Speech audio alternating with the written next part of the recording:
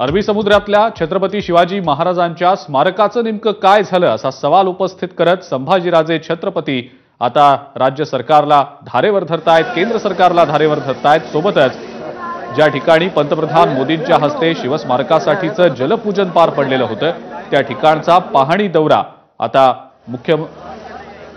संभाजीराजे छत्रपती हे आता करताना दिसतायत। काही निवडक कार्यकर्त्यांसोबत ते या ठिकाणी जात आहेत, त्याची ही थेट दृश्य आपण सध्या पाहतो। संभाजीराजे शिवस्मारक शोध मोहिमेवर निघालेले आहेत।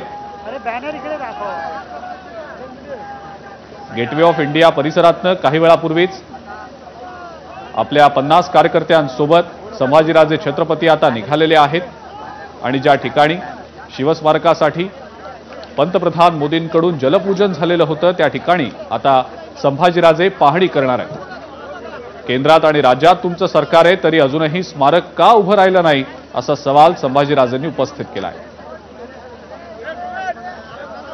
या व्यतिरिक्त इतरही काही महत्त्वाचे सवाल त्यांनी केंद्र आणि राज्य सरकारला विचारलेत।